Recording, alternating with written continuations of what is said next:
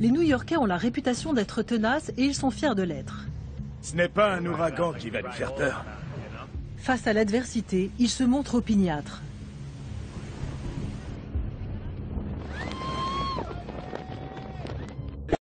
Oui. Qu'est-ce qu'on peut y faire? Mais le 29 octobre 2012... Une onde de tempête record vient d'envahir le sud de Manhattan. Ils ont trouvé un adversaire à leur mesure. C'est fou! Ça emporte tout! Ce jour-là, l'ouragan Sandy s'est abattu sur la ville. Nous sommes au cœur de la tempête. New York n'avait jamais connu d'ouragan plus dévastateur. Des vents puissants poussent une onde de tempête de plus de 4 mètres de haut. Elle envahit une surface de 132 km². Le bilan, 70 000 logements endommagés. Un quartier réduit en poussière. Nombre d'infrastructures totalement paralysées. Et 43 morts.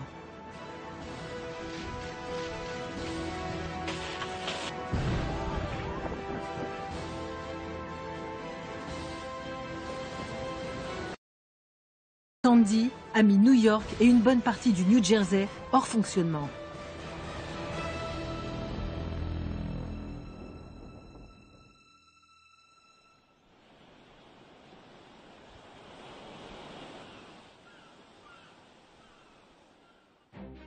Cet ouragan était-il un événement exceptionnel ou se généralisera-t-il dans l'avenir ?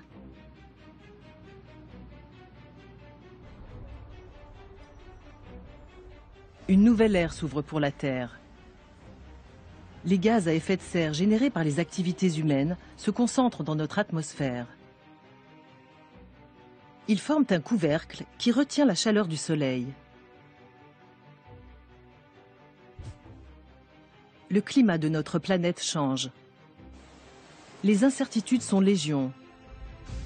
Mais les spécialistes sont unanimes. La Terre et les océans se réchauffent. Les eaux chaudes gagnent sur les eaux froides. Et les glaciers fondent. Résultat, le niveau des océans s'élève. Les villes côtières sont particulièrement vulnérables aux tempêtes.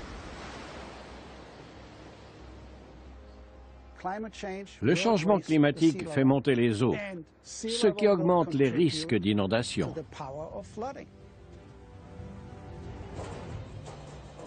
Aux États-Unis, le problème dépasse New York et le New Jersey.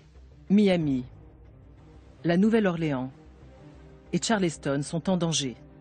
Avec l'élévation du niveau marin, des ouragans moins puissants qu'Andrew ou Katrina pourront provoquer des inondations sur les zones côtières. Dans le monde, des milliers de kilomètres de littoral sont menacés. En Chine, en Inde, au Japon. Les zones littorales sont de plus en plus peuplées. Il est urgent de trouver des solutions pour nous préparer à affronter l'avenir. Comment parer à toutes les éventualités? Faut-il construire des murs pour isoler les villes de la mer? Les zones trop difficiles à protéger doivent être abandonnées. Nous devons commencer à quitter les zones les plus exposées. Les New-Yorkais ne peuvent pas et ne veulent pas abandonner leur front de mer. C'est l'un de nos plus grands atouts. Peut-être y a-t-il une autre voie plus naturelle pour se garantir contre l'océan.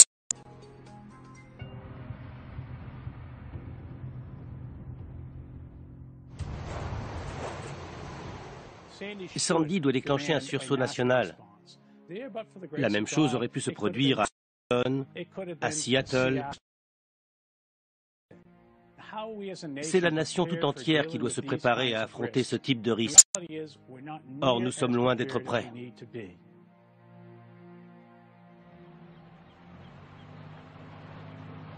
Dan Mundy est pompier à la retraite.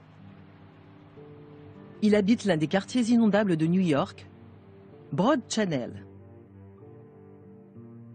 C'est un îlot situé au milieu de Jamaica Bay, à l'extrémité sud de Queens, L'altitude au-dessus du niveau de la mer est de 1,20 m. C'est un endroit exceptionnel et très différent du reste de la ville. Quand les gens découvrent ces lieux, ils nous disent « c'est magnifique, quel panorama ». Dan Mundy a construit un mur pour protéger sa maison. Voilà mon rempart. Il y a 250 tonnes de pierre. Il n'a pu retenir l'onde de tempête. C'est un mur assez haut. Mais Sandy est passé par-dessus. C'était surréaliste, cette tempête.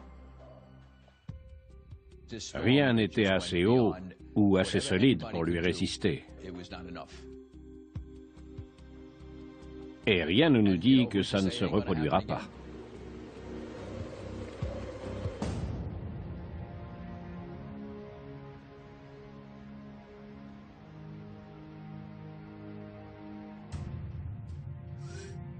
Sandy a dévasté la péninsule de Rockaway, située à 1,50 m au-dessus du niveau de la mer. Le quartier de Red Hook, à Brooklyn, 2,40 m au-dessus du niveau de la mer. Staten Island, 1,20 m. Le sud de Manhattan, environ 2,40 m à Battery Park. Au New Jersey, Sandy a provoqué des inondations de Hoboken à Atlantic.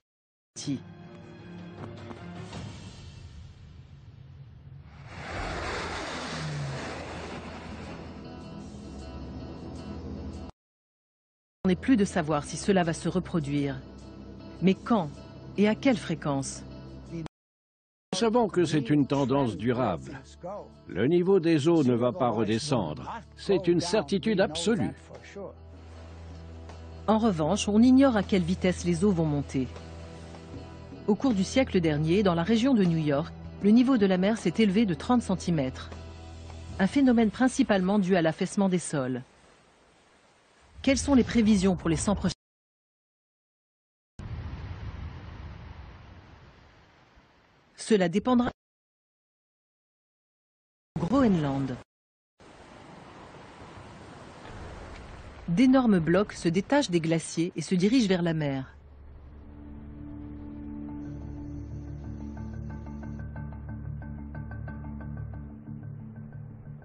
David Holland étudie le niveau des océans. C'est ce qui l'a amené ici, dans les eaux dangereuses du fjord de Jakobshavn. On dit que l'iceberg qui a coulé le Titanic venait de ce redoutable glacier. Les icebergs roulent sur eux-mêmes et peuvent emporter un navire avec eux. David Holland est mathématicien. Mais s'il est ici, c'est parce qu'il ne fait pas confiance aux chiffres. À l'heure actuelle, on ne peut pas faire une projection mathématique de l'élévation du niveau marin. Il faut être honnête. Les données dont nous disposons sont insuffisantes. Les glaciers du Groenland constituent un réservoir d'eau douce.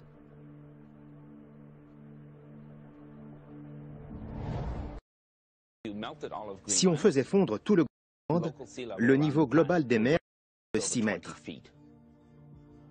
Une telle hausse submergerait plus du tiers de New York. Mais cette catastrophe n'est pas du jour. La fonte des glaces n'est pas un phénomène récent. Les glaciers du Groenland reculent lentement depuis la fin de la dernière période glaciaire. Mais il semble qu'avec le réchauffement climatique, le mouvement de la glace vers la mer s'accélère. Pour David Holland, ce phénomène s'explique par le réchauffement de l'eau.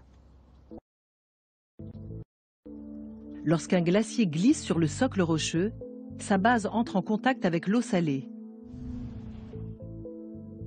En 1997, El Niño a perturbé les courants océaniques.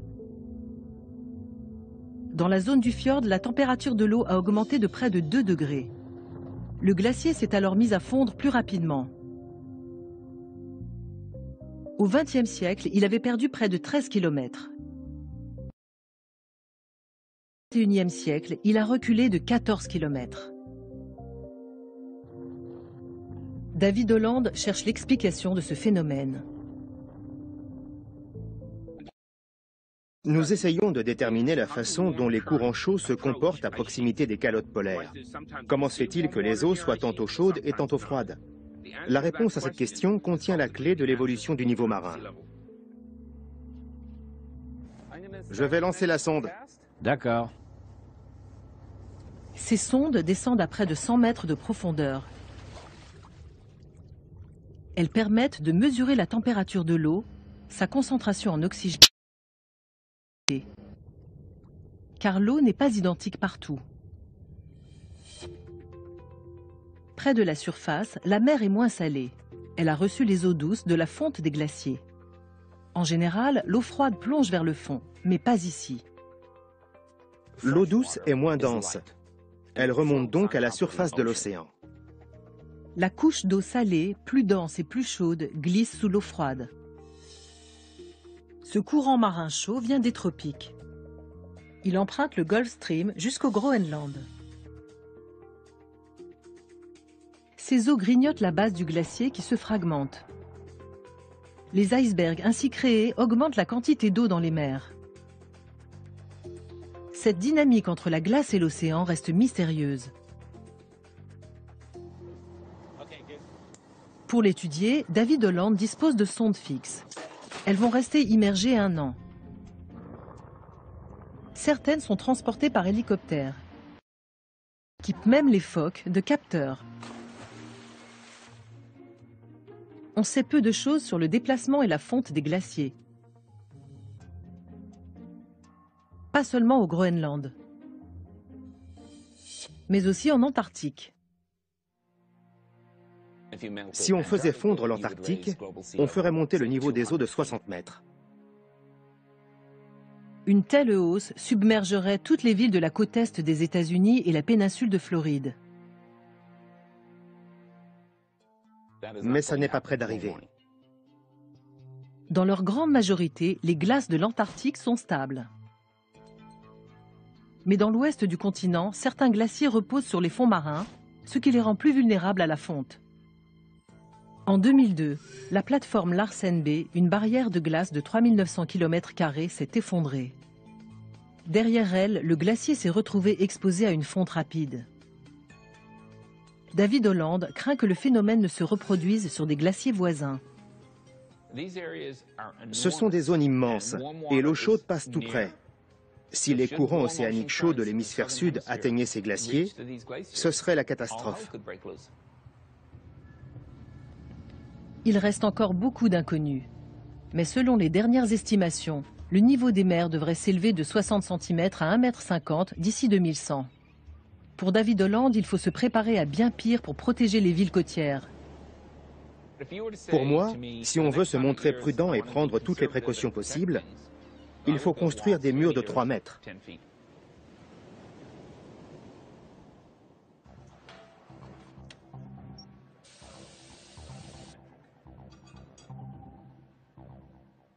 David Holland a pu constater par lui-même les menaces qui pèsent sur le littoral, car il habite ici, au cœur de Manhattan. Avec sa femme Denise, il occupe un appartement situé en hauteur. Lorsque Sandy a frappé, ils étaient au sec. Et puis, la ville a été plongée dans la nuit. Pendant 5 jours, elle s'est retrouvée privée d'électricité, de chauffage et d'eau. C'était surréaliste. Une tempête a désorganisé cette ville et ses énormes infrastructures. C'était le chaos. Sandy a bouleversé la vie de 250 000 New-Yorkais. Les infrastructures de la ville n'ont pas résisté à l'ouragan.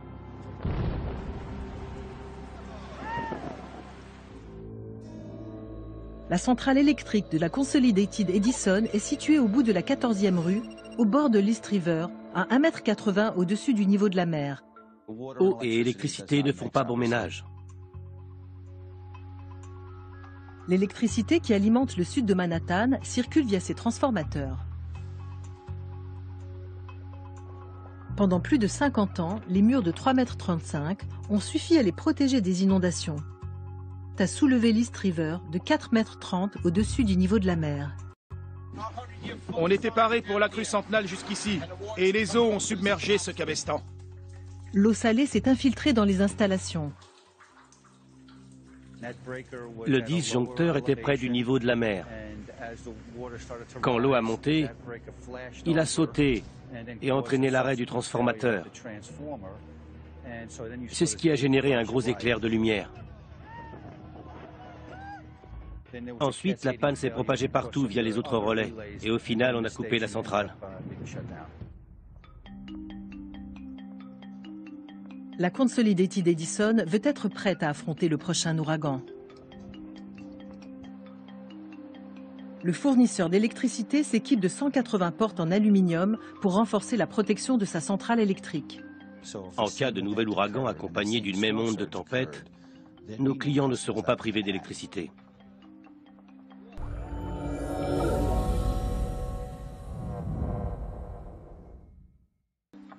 Sous les trottoirs de la ville, on installe des équipements résistants à l'eau. Tous ces équipements sont submersibles. Même sous l'eau, les appareils continueront à fonctionner normalement. Les technologies intelligentes permettront bientôt de piloter le réseau à distance et de réduire les coupures d'électricité.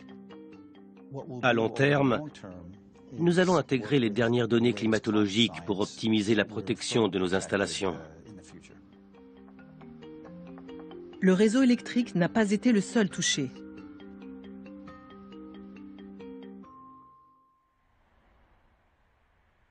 Dans l'ouest de Manhattan, l'opérateur téléphonique Verizon a vécu des heures sombres. En 100 ans d'existence, aucune catastrophe n'avait causé plus de dégâts sur notre réseau filaire que l'ouragan Sandy. Le siège mondial de Verizon se trouve au 140 West Street. Le bâtiment est situé à 230 mètres de l'Hudson, à environ 1,70 m au-dessus du niveau de la mer. En temps normal, l'entrée art déco de l'immeuble est rutilante. Le 29 octobre 2012, elle s'est transformée en piscine. L'eau s'est engouffrée par les portes avant et arrière de l'immeuble. Elle s'est ensuite infiltrée dans les cages d'ascenseur, a dévalé les escaliers pour envahir nos 5 niveaux en sous-sol. Le cœur de Verizon se trouve au sous-sol. Les câbles téléphoniques, ces fils de cuivre acheminent les signaux vers les postes fixes des clients. Au niveau inférieur, une pompe au diesel alimente les générateurs de secours du 10e étage.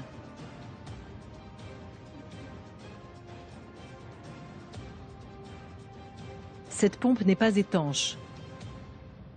Son arrêt entraîne une réaction en chaîne. Sans la pompe, pas de courant. Et sans électricité, ces machines cruciales cessent de fonctionner. Les compresseurs d'air.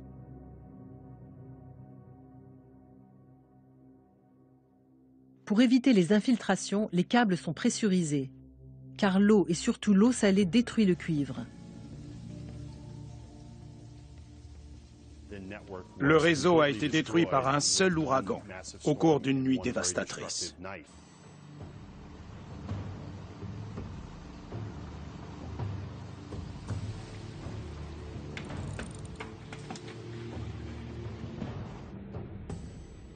Au matin, la quasi-totalité des lignes fixes du sud de Manhattan était coupée. Le tout en plein cœur de la capitale financière des États-Unis. De ce chaos est sortie une petite lueur d'espoir, la fibre optique. Ces longs fils de verre ultra fins, capables de transmettre voix et données, sont plus performants que les câbles de cuivre. Et ils sont imperméabilisés.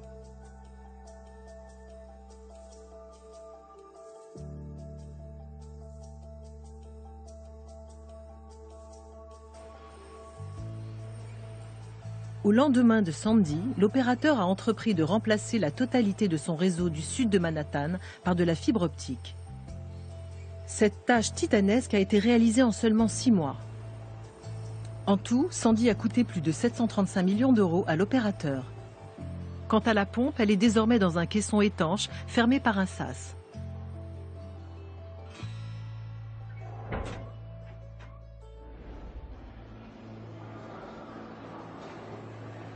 Le plus grand défi à venir sera de protéger le métro de New York. Ce système de transport est le plus vaste du pays.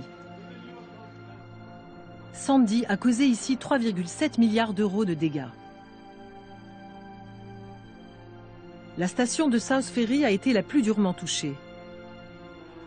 Située à l'extrémité sud de Manhattan, elle avait été construite il y a 3 ans pour un coût de 405 millions d'euros. Après Sandy, elle n'était plus que ruine. La coupable, c'est sans doute cet assemblage de planches de 60 cm par 245.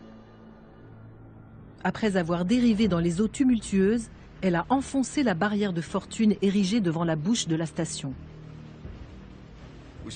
Elle a dû faire comme un bélier. L'onde de tempête l'a projetée sur la barrière et c'était fini. On ne sait pas d'où ces planches sont venues. Je ne veux accuser personne, mais elles sont bien arrivées de quelque part. 230 millions de litres d'eau se sont engouffrés dans la station, jusqu'à la remplir presque complètement.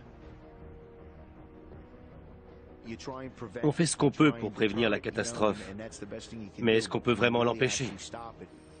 À l'approche de Sandy, tous les employés étaient sur le pont. Ils ont tenté de détourner l'eau avec des barrages gonflables, des sacs de sable et du contreplaqué. En vain. Des stations, des dépôts et 9 tunnels ont été inondés.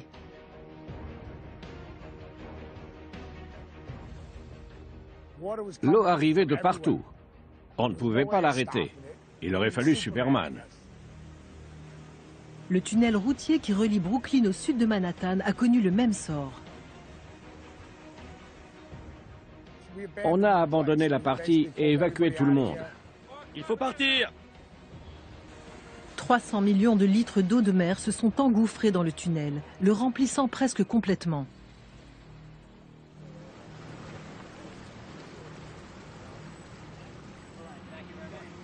Les équipes de maintenance ont rapidement remplacé plaques de plafond, éclairage, caméras et équipements de communication. Le tunnel a ainsi pu être rouvert à la circulation 2 semaines après l'ouragan. Mais il faudra des années de travail pour remettre l'installation en état. Après, les ont testé un barrage gonflable à l'eau. Il pourrait défendre le tunnel lors d'un prochain ouragan. L'université de West Virginia a aussi eu l'idée d'un énorme bouchon gonflable.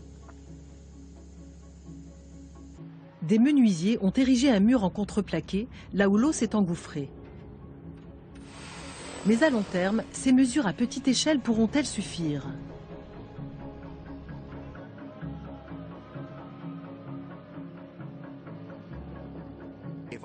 Si j'avais rendu cette station étanche et que les 250 millions de litres qu'on a dû pomper hors du réseau n'étaient pas entrés, où l'eau serait-elle allée? Dans les rues, les sous-sols et les rez-de-chaussée de tous les immeubles des alentours. Il ne suffit pas d'empêcher l'eau d'entrer. Il faut une concertation au niveau de toute la région pour décider de la meilleure façon de gérer un tel phénomène.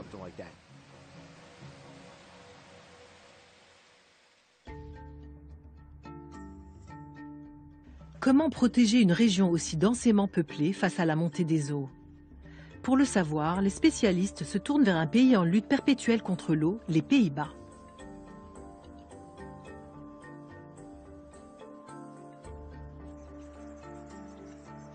Ce territoire est situé en majeure partie sous le niveau de la mer.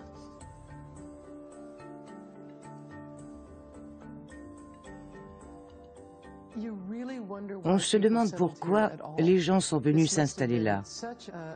C'était un lieu extrêmement hostile. C'est un delta très marécageux. D'où l'utilité de ces engins. Les moulins à vent sont en réalité des pompes à eau. Quand les ailes tournent, elles transmettent leur mouvement à la roue, puis au reste du mécanisme qui entraîne la vis. Cette vis d'Archimède géante pompe l'eau hors de la plaine inondable. Ils ont été construits vers 1450 et nous ont permis de coloniser des zones qui étaient auparavant inhabitables.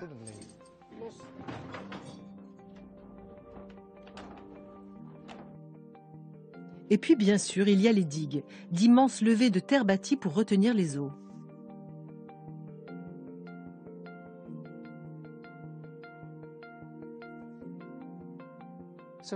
Les Néerlandais défendent leur pays contre la mer depuis plusieurs siècles. Et le terme de défense implique que l'on considère l'eau comme un ennemi. À l'hiver 1953, l'ennemi a eu le dessus. Un violent ouragan s'est abattu sur la mer du Nord.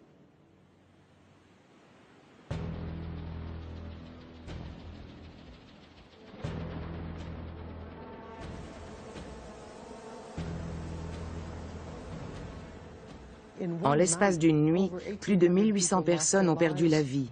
Des dizaines de milliers de gens se sont retrouvés sans abri et 1 million d'animaux ont été noyés. Dans ma famille, on sait ce que c'est que de voir sa maison détruite par l'eau. Après cette inondation, nous avons décidé que ça n'arriverait plus jamais, d'où la mise en place du plan Delta. Jos Geluk est l'un des ingénieurs du plan Delta, un gigantesque système de défense contre les inondations maritimes lancé après la catastrophe de 1953. Les ont renforcé les protections traditionnelles, barrages, digues, écluses et levées. Ils ont ensuite construit l'arme ultime contre l'eau, d'immenses barrières barrant l'embouchure des cours d'eau et les estuaires. Le port de Rotterdam est ainsi défendu par 2 énormes portes. Dès que la mer du Nord se fait menaçante, elle se ferme. À 80 km au sud-ouest de Rotterdam, ils ont érigé un barrage anti-tempête de 9 km de long. Pour abaisser ces 62 glissières, il suffit d'appuyer sur un bouton.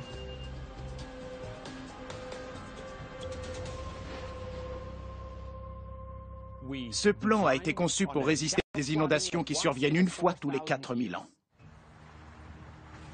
Ce type d'infrastructure peut-il sauver New York de la montée des eaux? Les Américains sont en train de prendre conscience de la menace venue de l'océan. Et ils vont investir dans la protection de leur pays contre l'eau. Pour un Néerlandais, il est surprenant qu'une ville de la taille de New York, avec un tel nombre de gens exposés au danger, ne dispose d'aucune protection, pas même une digue.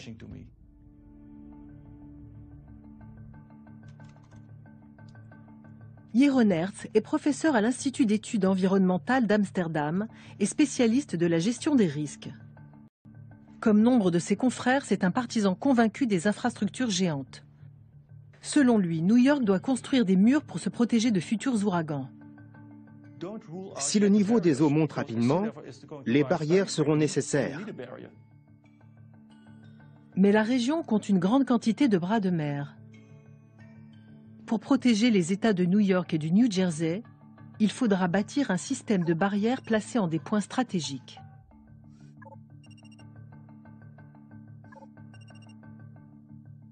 Un plan d'action prévoit la construction d'un immense ouvrage de protection sur les Narrows, le détroit qui sépare Staten Island de Brooklyn. Le concept serait la combinaison de 2 infrastructures hollandaises, une barrière géante à glissières et 2 portes monumentales. Le second plan est encore plus ambitieux. Une barrière anti-tempête de 8 km relierait Sandy Hook à la péninsule de Rockaway. Jonathan Goldstick est ingénieur. Cette barrière lui tient à cœur. Mais il admet qu'un tel projet se chiffre en dizaines de milliards d'euros. L'analyse coût-avantage n'est pas clairement positive, mais c'est un bon retour sur investissement. Et la structure retient vraiment l'eau. Mais si le niveau des eaux continue de monter, ces infrastructures ne suffiront pas.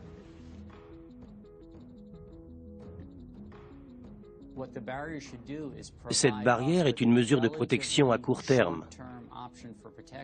Elle nous permettra de mettre en œuvre un plan pour préparer la ville contre de futures montées des eaux. Si j'étais roi de New York, je la construirais. Cette barrière risque de donner aux New-Yorkais l'impression d'être protégés. Elle incite à éluder les vraies questions et une réflexion en profondeur sur l'aménagement du territoire.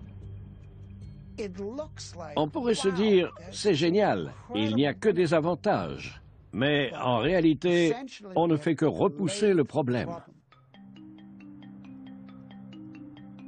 Même à court terme, ces barrières ne présentent pas que des avantages. Les Hollandais en ont fait les frais. Le plan a eu des conséquences inattendues. La volonté de retenir l'eau a eu des effets néfastes sur l'environnement. Les barrages permanents ont entraîné la formation d'eau stagnante envahie par les algues toxiques.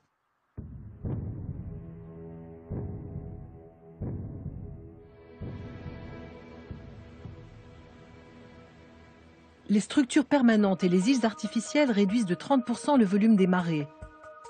Or, le flux et reflux sont grands pourvoyeurs de sédiments.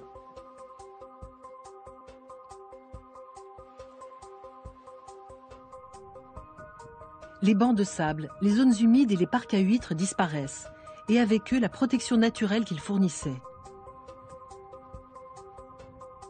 C'est pour cette raison que les Néerlandais s'orientent aujourd'hui vers une nouvelle approche et tâchent d'être moins interventionnistes.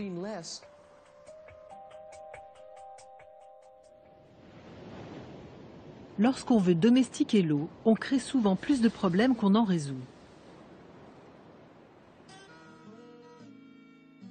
C'est particulièrement évident au cœur de l'Amérique, sur le Mississippi. Depuis le 19e siècle, le corps des ingénieurs de l'armée, l'équivalent des ponts et chaussées, tente de prévenir les inondations. Il a construit des remblais pour obliger le Mississippi à rester dans son lit. Et pour prévenir l'érosion, des plaques de béton articulées ont été déposées le long des berges. Au XXe siècle, nous avons isolé le fleuve de son delta. Ensuite, on a décidé de pratiquement éliminer le risque d'inondation tout autour du Mississippi. Denise Reed est géomorphologue. Elle sait qu'il est dans la nature des fleuves de déborder. C'est pourquoi ici, dans les bayous, au sud de la Nouvelle-Orléans, elle vit dans une maison sur pilotis. Pour elle, le combat contre les inondations a transformé le Mississippi en un gigantesque tuyau de béton. Les sédiments qui sont évacués au bout du Mississippi, au bout de ce tuyau qu'on a construit, se déversent dans des eaux assez profondes. Ce n'était pas le cas auparavant. Pendant des milliers d'années, les sédiments se sont déposés dans tout l'estuaire du fleuve. Ils ont ainsi créé les vastes plaines marécageuses du delta du Mississippi. Désormais, le delta souffre d'une carence en sédiments. Toutes les 40 minutes, une zone de la taille d'un terrain de rugby est engloutie par les eaux. L'eau grignote peu à peu la plaine. Depuis les années 1930, nous avons perdu une surface de plus de 5000 km². C'est énorme. Pourtant, ces marécages constituent une défense naturelle efficace contre les tempêtes. Ils agissent comme des ralentisseurs géants. Dans le jargon de la prévention des risques côtiers, c'est ce qu'on appelle une solution douce. Lorsque l'onde arrive, lisse, elle avance sur une surface accidentée qui absorbe son énergie et la ralentit. De combien ralentit-elle exactement l'onde de tempête? Le super ordinateur du corps des ingénieurs de l'armée. Jane Mackey est hydraulicienne. Elle a modélisé les effets d'une tempête ordinaire sans les marécages existants à l'heure actuelle près de la Nouvelle-Orléans. Il est clair que sans les zones humides, la taille des ondes de tempête et des vagues augmente. Si on regarde l'état de ces marécages, il y a quelques siècles, on voit bien qu'ils procurent une protection. Ils sont très importants. S'ils continuent à... Orléans ne sera bientôt plus aussi bien protégé que nous le croyons.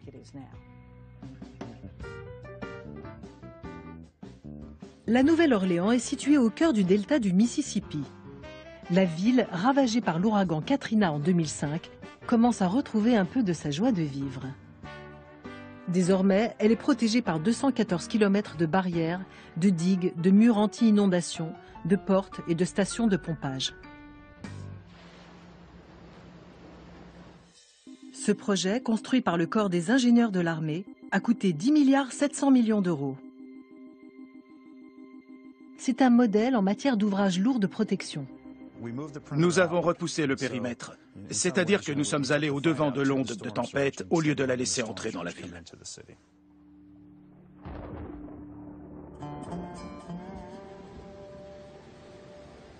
En août 2012, l'efficacité de ce système a subi son premier test, l'ouragan Isaac. Des vents de 130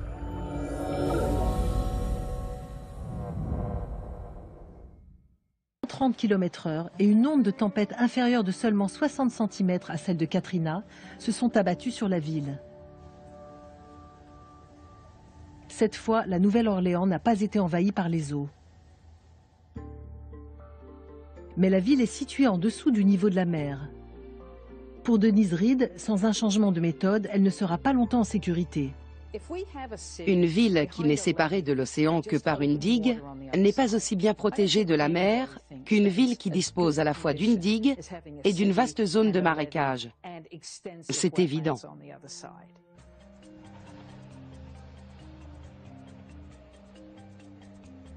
Selon les scientifiques, la ville et les marécages sont en train de s'enfoncer. Alors l'État de Louisiane déverse des millions de tonnes de sable pour recharger les barres et les marécages. On cherche à reproduire la façon dont la nature disperse les sédiments du Mississippi.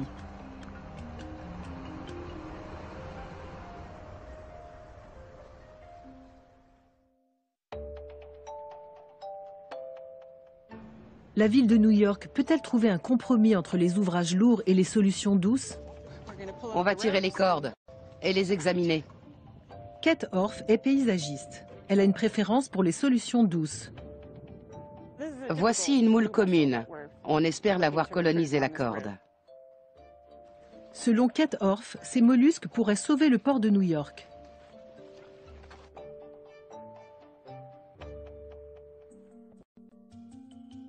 Les moules sont ce qu'on appelle une espèce clé de voûte. C'est la pièce maîtresse du dispositif imaginé par la paysagiste.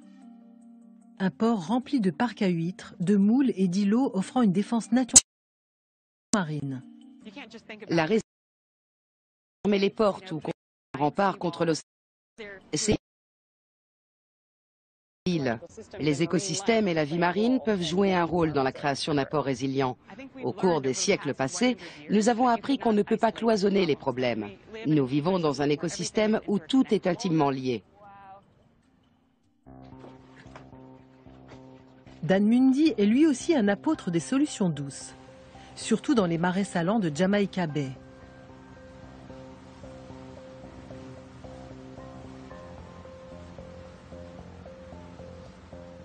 Quand on était gamin, on passait notre temps à naviguer dans ces marais. On connaissait la topographie des îles et la largeur de chaque chenal comme notre poche. On savait où se trouvait chaque virage. Dans les années 1990, il a remarqué un changement. Les chenaux sont devenus plus larges. Les ouvertures sur la mer se sont agrandies jusqu'à devenir de grandes trouées. À l'aide de cartes et photographies aériennes anciennes, Dan Mundy et son fils ont pu mesurer l'ampleur des dégâts.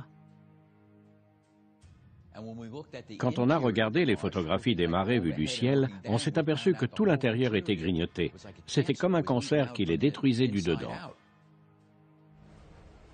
Les Mundy ont alors contribué au lancement d'une enquête scientifique. Il s'est avéré que Jamaica Bay perdait chaque année 13 hectares de marais. Et les chercheurs ont fini par trouver le coupable. Les eaux polluées tuent la végétation.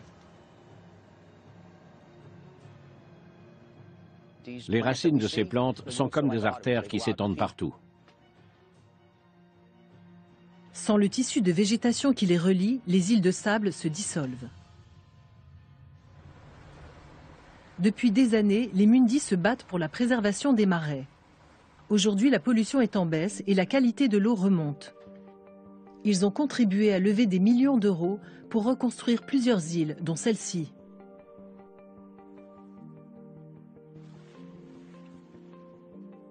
Des bénévoles replantent les herbes aquatiques pour retenir le sable. Vous avez vu, la plante fait des rejets. Ces jeunes pousses, c'est la chose la plus encourageante que j'ai vue depuis le début de ce projet. Ça veut dire que la végétation commence à s'établir. On va pouvoir laisser la zone évoluer seule. Face à la montée des eaux, les Mundis sont en première ligne. Mais ils se sont trop battus pour abandonner leur île. On ne bougera pas.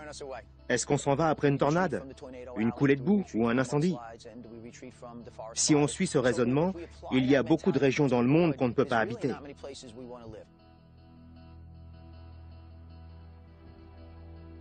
Nous allons retrouver une eau de qualité. Reconstruire les marais va contribuer à la résilience de la ville et à protéger le littoral. Dans leur combat, les Mundis ont trouvé un allié inattendu. Le corps des ingénieurs de l'armée a tiré les leçons de ses erreurs dans le Mississippi. Désormais, il semble opter pour les solutions d'eau. C'est lui qui a construit les nouvelles îles. Il faut construire un estuaire sain, avec des marais salants et des îles qui absorbent les vagues. On peut combiner des infrastructures lourdes et vertes. Les lourdes, ce sont nos constructions traditionnelles en béton. Et les vertes, ce sont les solutions douces. On connaît bien les structures lourdes, on commence à connaître les solutions naturelles, mais on ne sait pas encore comment les combiner. Alors, le corps se concentre sur le sable. Il recharge les plages des Rockaway et de Jersey City, une forme de protection qui a fait ses preuves. Pour l'instant, on a surtout mis en œuvre des solutions douces. Réintroduire du sable sur les plages de sable. L'idée est de gagner du temps pour élaborer une solution durable qui sera plus complexe. Pour la plupart des spécialistes, les solutions douces ne suffiront pas à protéger New York d'un nouvel ouragan de catégorie 3.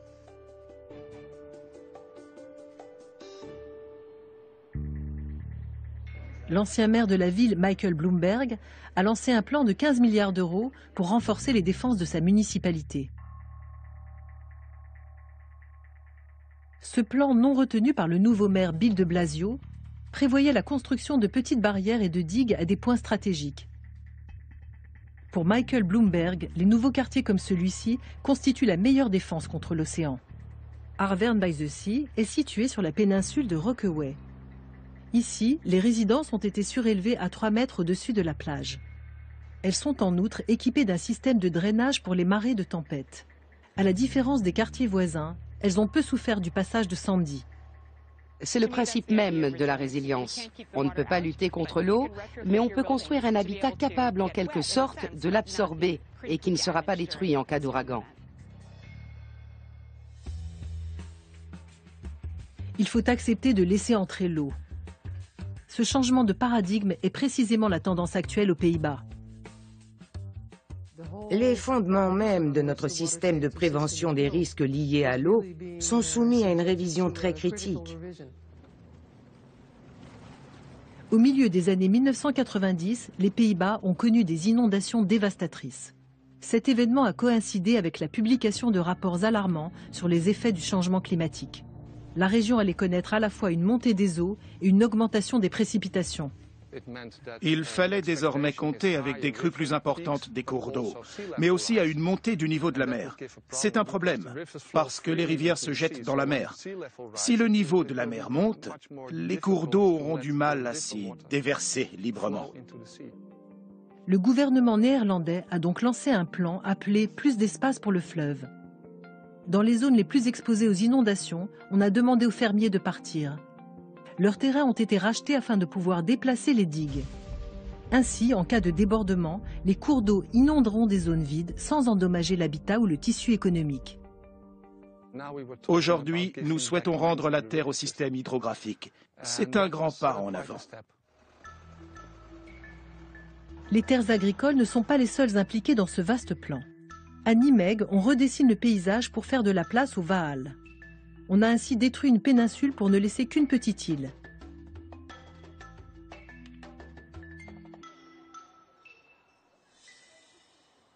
Après des siècles passés à changer l'eau en terre, les Néerlandais ont atteint les limites de leur génie bâtisseur.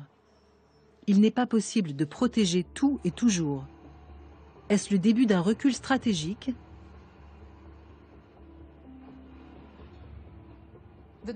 Les Néerlandais ne voient pas ce plan comme un recul, mais comme une forme d'adaptation. Nous allons vers une approche où l'eau n'est pas tout à fait considérée comme une amie, mais comme quelque chose entre un ennemi et un ami.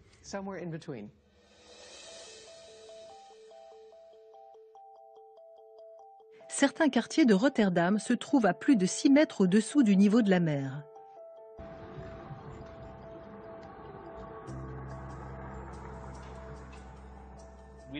À Rotterdam, nous n'avons pas la place de construire de nouveaux canaux. Il a fallu inventer autre chose. Ici, nous avons choisi de stocker l'eau dans le sous-sol. La municipalité a profité de la construction de ce parking souterrain pour installer un réservoir de 9,5 millions de litres. 10 fois par an, de fortes pluies entraînent l'ouverture des valves. Le réservoir se remplit. On évite ainsi les inondations et on empêche les eaux non traitées de se déverser dans le port.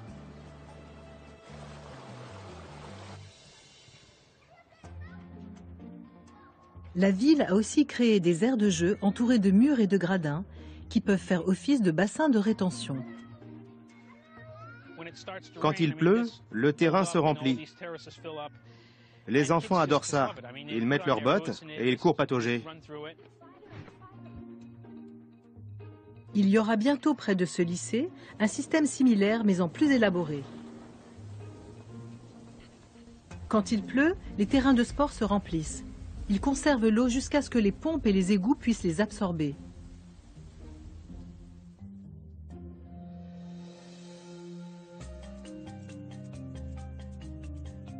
Garder les pieds au sec a toujours été la grande priorité des Néerlandais.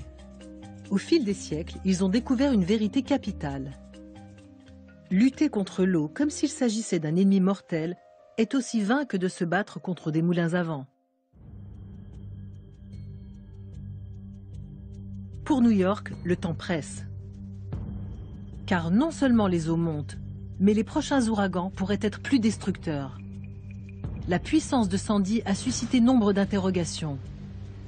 Ce monstre était-il le produit du changement climatique ? Je ne sais pas si cet ouragan est dû au changement de climat, mais une chose est sûre, le réchauffement augmente la probabilité de phénomènes climatologiques extrêmes. Selon certains modèles climatiques, le nombre d'ouragans pourrait diminuer. Mais ceux qui se formeront seront plus puissants que ceux d'aujourd'hui.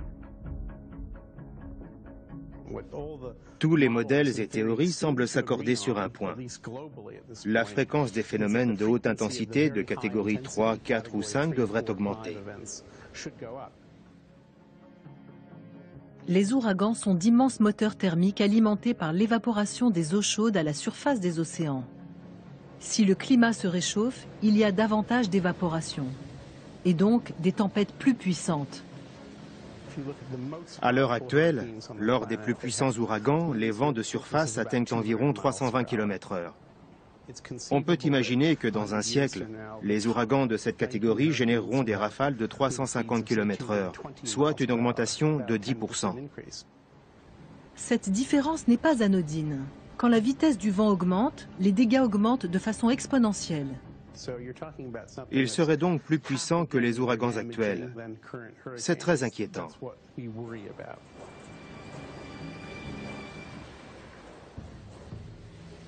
Des ouragans plus puissants, des eaux qui montent. Ne serait-il pas plus raisonnable de battre en retraite ?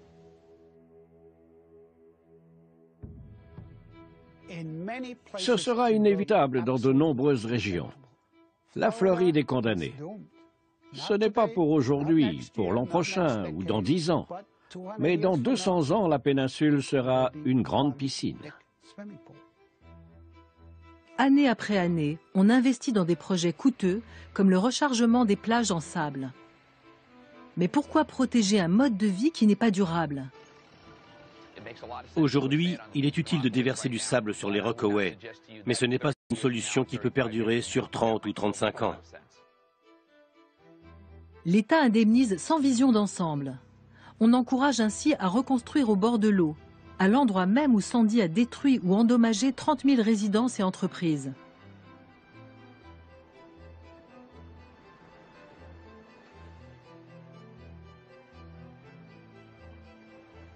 À Broad Channel, les polices d'assurance ont atteint des sommets.